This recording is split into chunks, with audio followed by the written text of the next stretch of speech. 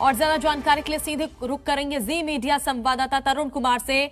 तरुण, 12 बजे का वक्त तय किया गया था और देखिए आम आदमी पार्टी का जो प्रदर्शन शुरू होने वाला है, किस तरह का हालचाल फिलहाल आप देख पा रहे हैं, किस तरह की हलचल है?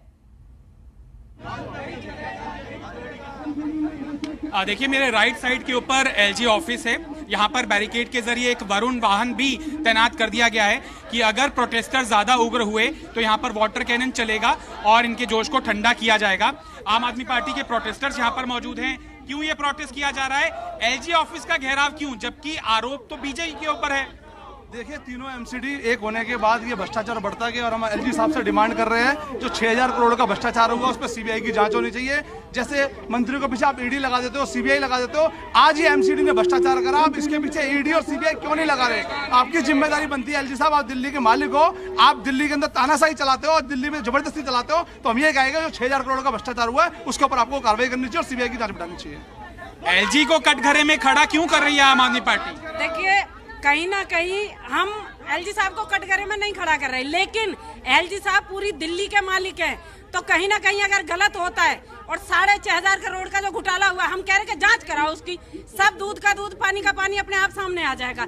लेकिन कहीं ना कहीं देखिए आप जानते भी हैं कि कहीं ना कहीं जिसकी सत्ता भारी होती है एलजी साहब उसको ही सपोर्ट करते हैं, इसीलिए हम पूरा उनको तंज भी कस रहे हैं और कहीं ना कहीं ये मांग करते हैं कि वो जांच कराएं उस मामले की। लेकिन एलजी तो एमसीडी के अधिकारियों पर भी कार्रवाई करते हैं, डीडीए के अधिकारियों पर भी कार्रवाई करते हैं और सरकार के अधिकारियों पर भी कार्रवाई करते हैं, तो इस तरह से पक्षपातपूर्ण रवैये का आरोप कैसे लगा सकते हैं? 15 साल से बीजेपी है एमसीडी में, एक भी अधिकारी पे कार्रवाई क्या हुई है हमें बता दीजिए आप। इतना भ्रष्टाचार एमसीडी में कर रखा है कि जिसकी आप भी वो करते हैं, आप भी भर्त्सना करते हैं जिस बात की, तो जिसका मतलब ये है कहाँ हुआ है, मतलब एक पार्टी विशेष को टारगेट करके हम मानते हैं इसको अननेसेसरी बहुत गलत बात है। क्या ये ऐसा है कि उन्होंने सीबीआई इंक्वायरी मनीष जी के खिलाफ बैठा दी, इसीलिए काउंटर स्ट्रेटेजी आम आदमी पार्टी अपना रही है? बिल्कुल नहीं, वो यही कर रहे हैं, वो ये नहीं है, हम उससे डरे नहीं है, क्योंकि जब हमने कुछ किया नहीं है, गलत किया नहीं है, तो हम डरेंगे भी क्यों?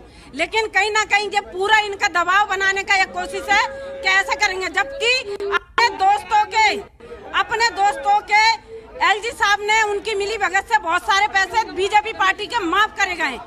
हम तो सीधा तंज लगा रहे हैं, आरोप लगा रहे हैं उन पर सीधा। आरोप एलजी को क्यों लगा रहे हैं? बीजेपी के बाहर क्यों नहीं प्रोटेस्ट हो रहा है? देखिए, जिस तरह से 2 करोड़ जनता का विश्वास एलजी साहब हैं, जैसे 2 करोड़ जनता आम आदमी पार्टी पे विश्वास करती है, तो 2 करोड़ जनता के साथ आज जो ये हुआ है 6,000 करोड़ का घोटाला जो हुआ है, हम चाहते हैं एलजी साहब इसकी निष्पक्ष जांच कराएं, जैसे उन्होंने बीजेपी के कुछ अधिकारियों के खिलाफ कराया, डीडीओ के अधिकारियों के खिलाफ कराया, ऐसे ही ये 6,000 करोड़ का जो घोटाला हुआ है इसमें पूरी तरीके से जांच हो, निष्पक्ष जांच हो, जो दोषी हो उसको सजा मिले।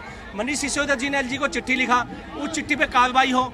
इसी तरह से एलजी साहब को किसी विशेष पार्टी का नुमाइंदा ना होकर 200 करोड़ जो हमारे यहाँ जो हिंदुस्तानी है, जो दिल्ली 2 करोड़ की जनसंख्या है, उस पर कार्रवाई होनी चाहिए।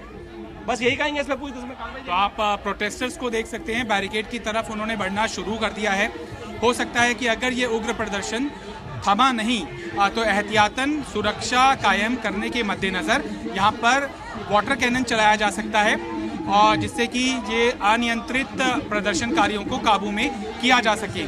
बहुत बड़े नेताओं की यहाँ पर मौजूदगी नहीं है, जो स्थानीय यहाँ पर आम आदमी पार्टी के कार्यकर्ता हैं वही इस मुद्दे को भुनाने की कोशिश कर रहे हैं। मुझे एक नेता बड़े दिख रहे हैं, आदिल, वो अभी किसी से बात कर रहे हैं और थोड़ी देर के अंदर मैं उनसे भी बात करने की कोशिश करूंगा कि इस मुद्दे को भुनाने का मकसद है क्या, क्यों नहीं बीजेपी ऑफिस का घेराव किया जा रहा, राजभवन का घेराव किया जा रहा, और क्या ये इस तरह की स्ट्रेटेजी है कि आम आदमी पार्टी की सरकार के डिप्टी सीएम के खिलाफ चूंकि उपराज्यपाल ने जांच बैठा दी है, लिहाजा एक काउंटर स्ट्रेटजी के तहत आम आदमी पार्टी के कार्यकर्ता सड़कों के ऊपर है और सरकार की तरफ से ये एक पॉलिटिकल मांग नहीं कही जा सकती, चूंकि गवर्नमेंट के ही डिप्टी सीएम ने मनीष सिसोदिया ने एलजी को मांग की है कि इस मामले के अंदर ये तथ्य हैं जिनसे कि उजागर होता है कि प्राइमा फेशिया टोल टैक्स के वसूली के दौरान एक कंपनी ने सरकारी खजाने को 600 करोड़ रुपयों का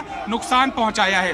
600 करोड़ रुपयों से यहाँ तक बात नहीं थमती है। उनका कहना है कि कोरोना के टाइम में जो नई कंपनी को टेंडर दिया गया वही एक रूप बदलकर पुरानी ही कंपनी थी, यानी कि जो उसके प्रमोटर थे वो पुरानी ही कंपनी के लोग थे जो कि कोर्ट के अंदर केस को ले गए, जिससे कि सरकारी खजाने को नुकसान पहुंचा है और इसको कंटिन्यू रखा गया है और डिस्काउंटेड रेट के ऊपर। जबकि दिल्ली के अंदर वाहनों की संख्या 2018 के मुकाबले ज़्यादा हो गई है, बावजूद इसके जो टेंडर 1 साल का दिया गया वो रिड्यूस रेट के ऊपर दिया गया। 1200 करोड़ रुपए का जो टेंडर सालाना दिया जाना था उसको रिड्यूस करके 750 करोड़ रुपए कर दिया गया। इसके अंदर भी भ्रष्टाचार हुआ है और आम आदमी पार्टी की तरफ से लगातार ये मांग की जा रही है कि इस पूरे मामले की निष्पक्ष जांच जरूरी है और सीबीआई से बेहतर कोई एजेंसी नहीं हो सकती है जो इस मामले की जांच कर सके। प्रोटेस्टर्स यहाँ पर लगातार नारेबाजी कर रहे हैं। बात करने की कोशिश यहाँ पर हम कुछ कार्यकर्ताओं से करेंगे। महिला प्रोटेस्टर्स भी यहाँ पर देखने के लिए मिल रही हैं जो कि लगातार इस मुद्दे को भुना रही हैं। सबके हाथ में पीले कलर के आप बैनर देख सकते हैं जिससे कि दबाव बनाया जा सके राजनीतिक तौर पर सत्तारूढ़ बीजेपी के ऊपर भी, जो कि केंद्र सरकार के अंदर तैनात है, और साथ ही साथ उपराज्यपाल के ऊपर भी एक तरह से दबाव बनाने की कोशिश के तहत ये प्रदर्शनकारी यहाँ पर सड़कों के ऊपर उतरे हैं। मैं अपने कैमरा मैन को कहूँगा कि थोड़ा सामने से आकर विजुअल्स दिखाएं जिससे कि प्रोटेस्टर्स की संख्या का भी अंदाजा लगाया जा सके। कुछ प्रोटेस्टर्स से बात करते डिमांड है कि जो ये घोटाला हुआ है, जो घोटाला हुआ है टोल टैक्स के अंदर, उसकी जांच होनी चाहिए।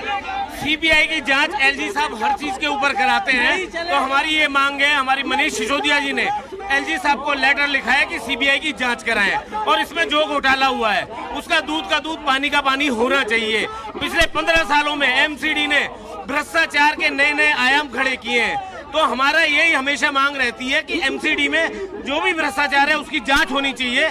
ऐसे ही इन्होंने पार्किंग और कन्वर्जन चार्ज के अंदर भी लगभग 3 से 4 हजार करोड़ का घोटाला है, उसपे भी हमारी डिमांड है कि एलजी साहब उसकी भी जांच कराएं। बीजेपी ने अगर भ्रष्टाचार किया है जो कि आप आरोप लगा रहे हैं, तो बीजेपी मुख्यालय का घेराव क्यों नहीं कर रहे, राजभवन का घेराव क्यों? आजकल एलजी साहब ने माहौल बना रखा है सीबीआई जांच कराने का, भाजपा ने ईडी जांच कराने का।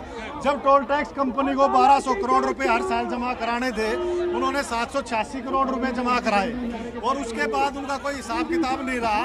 1 साल उन्होंने 1200 करोड़ रुपए जमा कराए, उसके बाद पूरा पैसा जमा नहीं कराया। ये मिलजुल के खाने का जो सिस्टम चलाया, या तो उनका टेंडर कैंसिल करके दोबारा बिड करवानी चाहिए थी, ओपन टेंडर मंगवाने चाहिए थे, तभी तो न्याय होता। अब ये भाजपा के नेता मिलजुल के टेंडर कंपनी के साथ इन्होंने बहुत भारी घोटाला किया, 6000 करोड़ रुपए खाए। इसका हिसाब देना पड़ेगा, नहीं तो ये खुद जेल जाने की तैयारी कर ले। आने वाले समय में जब भाजपा मैदान में आएगी एमसीडी के चुनाव में, तब इनको पता लगेगा। जैसे ही आम आदमी पार्टी सत्ता में आएगी, हम इसकी जांच करवाएंगे। मामला आपको पूरी तरह से पॉलिटिकल लग रहा है? मामला तो देखो पॉलिटिकल है। जब एलजी साहब अपॉइंट हुए थे दिल्ली में, तो दिल्ली जल बोर्ड के जितने भी कार्य थे उन पे इंटरफेयर कर रहे थे। जब बात अपनी एमसीडी के भ्रष्टाचार की आई है तो उनकी आंखें बंद हो चुकी है। तो मैं एलजी साहब को रिक्वेस्ट करूंगा कि कृपया करके जितनी भी आपके भ्रष्टाचार बीजेपी के नेता है उन पे कार्रवाई, उचित कार्रवाई करके और उनको अधिकारियों को, नेताओं को सबक दिलाए, जिससे कि दिल्ली की जनता में एक अच्छा। एलजी ने कल ही डीडीए के अधिकारियों पर कार्रवाई की है, ऐसे में पक्षपात का आरोप क्यों? नहीं, कार्रवाई जो करी है उन्होंने, वो कहीं ना कहीं एक तरफा ही कार्रवाई करते हैं। जब वो आए तो उन्होंने दिल्ली की जनता को चोर बता दिया। आज उनका ही जिस एमसीडी की वो तरफदारी कर रहे थे, आज एमसीडी चोर निकल रही है। कभी ये घोटाला, कभी वो घोटाला। दिल्ली के उप मुख्यमंत्री जिन्होंने शिक्षा का मॉडल न केवल भारत में बल्कि पूरे विश्व में, दिल्ली का गलत नहीं है ना कि बदले के कारण आप प्रोटेस्ट कर रहे हैं। Let me complete. उनकी चर्चा पूरे विश्व में होता है, वहाँ बोलते हैं रेवेन्यू लॉस हो गया, रेवेन्यू लॉस हो गया। अरे यहाँ तो दिख रहा है रेवेन्यू लॉस हो गया। जो 1200 करोड़ का ठेका था वो 700 करोड़ में कैसे दे दिया, ये रेवेन्यू लॉस है और ये रेवेन्यू लॉस दिख रहा है। क्यों नहीं इसके इस पे सीबीआई की जांच क्यों नहीं बिठाते? एलजी साहब ऑर्डर दे, साफ एलजी साहब जो है, साफ एलजी साहब जो है अपने दोस्तों को, अपने मित्रों को, भाजपा के लोगों को, नेताओं को बचाना चाहते हैं। ये बात इससे सिद्ध होती है। यहाँ पर आदिल हैं आम आदमी पार्टी के नेता, वो अपने कार्यकर्ताओं को संबोधित कर रहे हैं। वो किस तरह का आह्वान अपने कार्यकर्ताओं को करते हैं? पिछले दिनों 2017 में भारतीय जनता पार्टी ने दिल्ली के टोल टैक्स का एक टेंडर किया था। 2017 में 1200 करोड़ रुपए का टोल टैक्स का टेंडर हुआ था और जिस कंपनी को टेंडर दिया गया था उसने सिर्फ एक साल की टेंडर की जो फीस थी वो सरकार को दिया। उसके बाद 4 साल तक कभी 20% कभी 30% पैसा देती रही और ये सारा पैसा भारतीय जनता पार्टी के नेताओं को गया। वही सेम टेंडर जब 2021 में किया जाता है तो देखिए कितना बड़ा भ्रष्टाचार है कि 2021 में वही टेंडर 1200 से घटकर 786 करोड़ रुपए में किया जाता है।